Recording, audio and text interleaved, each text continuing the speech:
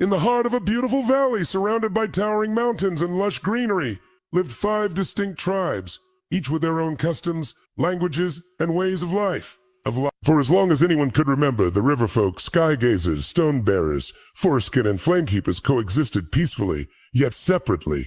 Their lands were close, their needs were similar, but their minds remained apart.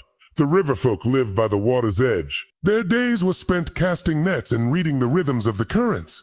They knew how to feed their people from the river's bounty and how to navigate its changing tides. To them, the river was both guide and guardian. Generations of fishermen taught their children the value of patience, observation, and the silent wisdom of the water. Far above, in the windswept hills, lived the Skygazers.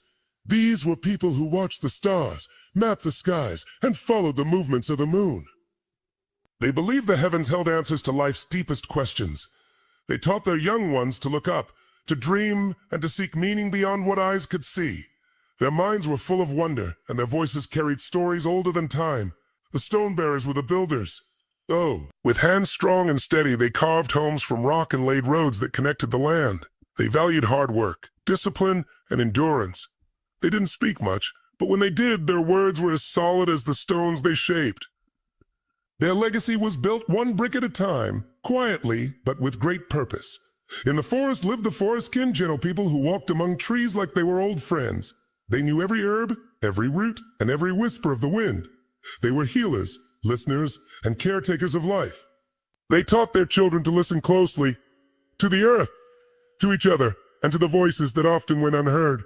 Then there were the Flamekeepers, fiery souls who lived near the mountain's base, where fire and metal danced. They tamed flames, forged tools, and brought light to the dark. Passionate and brave, they believed in transformation, that from fire comes strength and from challenge comes growth. They were the spark that lit the way forward. Each tribe had something beautiful, something essential, something only they could offer, but they didn't see it that way. They saw only difference. The Riverfolk called the Flamekeepers too bold. The Flamekeepers thought the Forestkin were too quiet. The Stonebearers didn't understand the Skygazers' fascination with the stars, and the Skygazers couldn't see why the Riverfolk relied so heavily on instinct. For many years they remained apart, not enemies, but strangers. Then one day the ground trembled. It began with a low hum, barely louder than the rustle of leaves. Then came the roar. Trees shook, rocks tumbled, and rivers spilled over their banks. Homes crumbled. Fires broke out. The sky, once calm and familiar, turned dark and uncertain. It was an earthquake, a mighty one, stronger than anything the valley had ever seen. In a matter of hours, everything changed. The river changed course, flooding the Riverfolk's home. The hills cracked, separating the Skygazers from their towers. The Stonebearers lost their tools, buried under rubble. The forest caught fire, forcing the Forestkin to flee. Even the Flamekeepers used to fire were overwhelmed by the destruction. Fear crept into every corner of the valley. People were hungry, cold, lost, and they were alone. In the middle of all this chaos, a young girl named Emily, a Skygazer with curious eyes and a heart full of questions, stood looking at the stars. The sky was her comfort, but even the stars felt distant now. She looked around and saw people suffering, not just her own tribe, but all the tribes. She saw Riverfolk struggling to find clean water. She saw Stonebearers sitting helplessly, unable to lift fallen stones without tools. She saw Forestkin tending to wounds, but running low on herbs. And she saw Flamekeepers trying to bring warmth, but without wood, their fires died quickly. Emily's heart ached, not just for her own people, but for everyone. And in that moment, she whispered something that changed everything. What if we worked together? Her voice wasn't loud, but it carried. At first, people were unsure. Work together? With them? The ones who do things differently? Who speak in strange ways and think unfamiliar thoughts? It sounded impossible, but hunger makes people humble, and pain makes people pause. So the leaders of the tribes gathered, for the first time in living memory. There was Thomas, the wise elder of the Riverfolk. Sarah, the gentle healer from the Forestkin. Marcus, the quiet but strong leader of the Stonebearers. Liam, the fire-hearted smith of the Flamekeepers. And Emily, representing the Skygazers. Young, but with vision far beyond her years. They sat in a broken circle, surrounded by destruction, and they listened. Emily spoke again, her voice steady and sure. Alone, we struggle, but together we can build something better. There was silence. Then Thomas nodded. We can reroute the river, but we need help clearing the debris. Sarah added softly, we can heal, but we need food and shelter for the injured. Marcus looked around and said, we have the strength, but not the direction. Liam, with fire still in his eyes, said, we can light the night, but we need wood, and safety and hope. Hope, hope. That word stayed in the air longer than the others. Hope. And so, for the first time, the 5 tribes worked as one. The Riverfolk redirected the water, restoring life to dry soil. The Stonebearers cleared paths, rebuilt homes, and carved new foundations.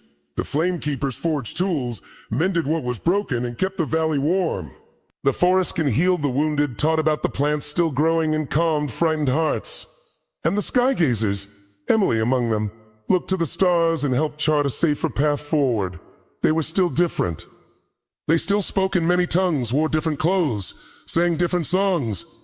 But their hearts began to beat in rhythm.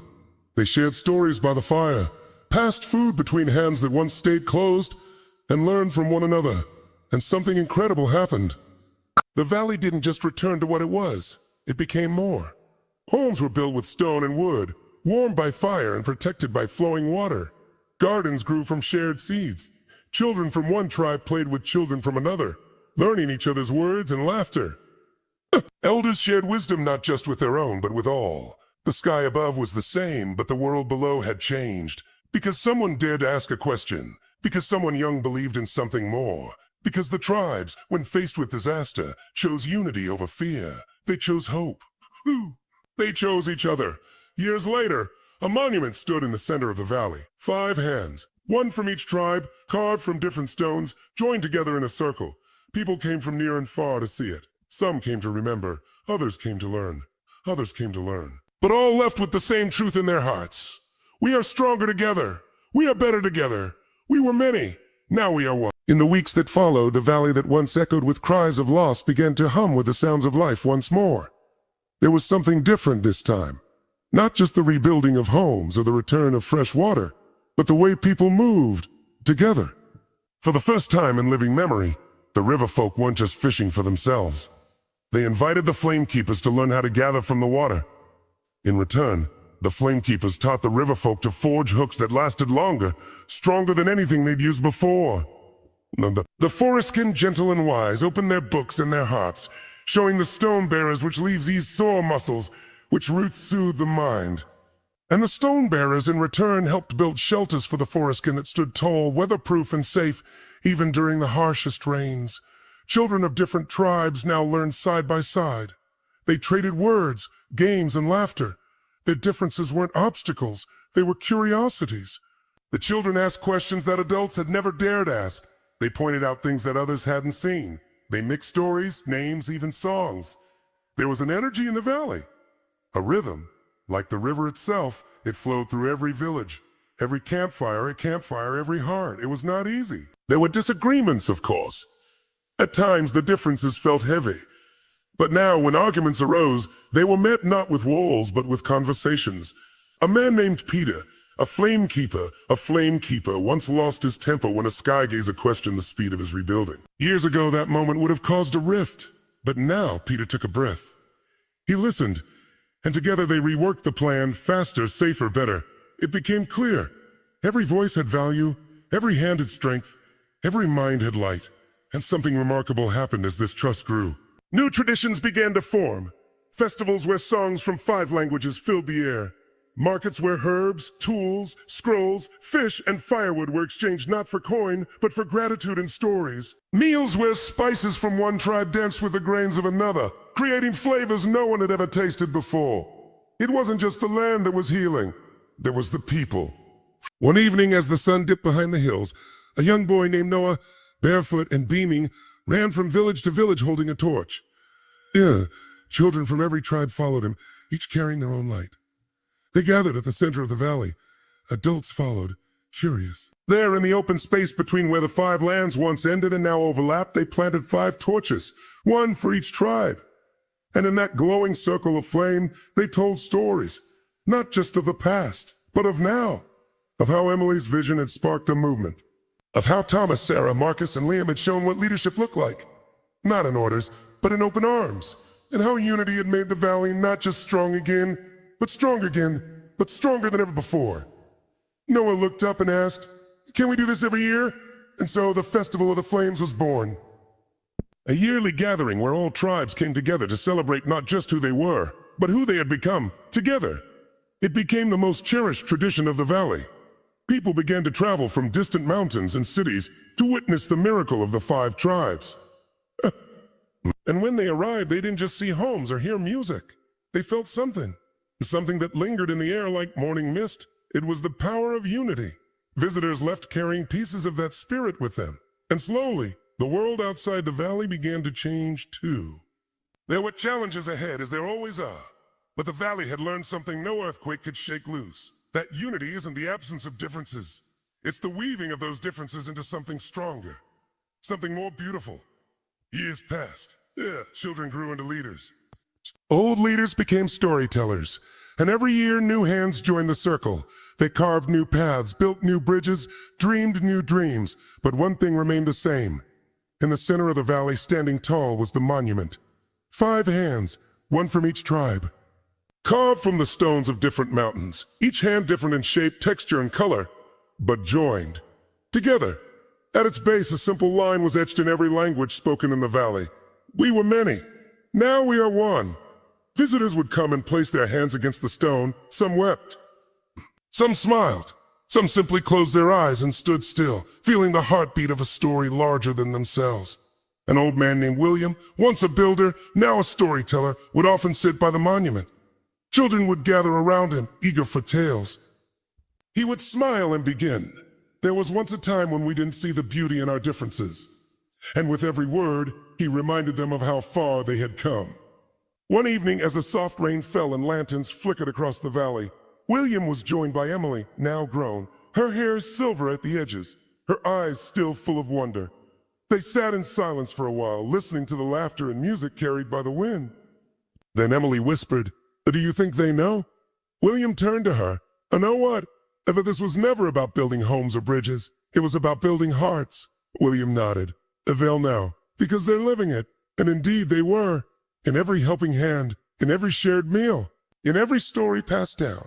The message echoed as timeless as the stars Emily once watched from her tower. We are not meant to be the same. We are meant to belong together. And that belonging doesn't erase who we are. It honors it. It uplifts it. It weaves it into something that can withstand earthquakes, storms, and even time itself. So, whenever you find yourself feeling separate, whenever the world feels divided, remember this valley. Remember the Riverfolk, the Skygazers, the Stonebearers, the Forestkin, and the Flamekeepers. Remember a young girl who dared to ask, "What if we worked together?" And remember the answer that changed everything. Yes, we can. And when we do, we become more than strong. We become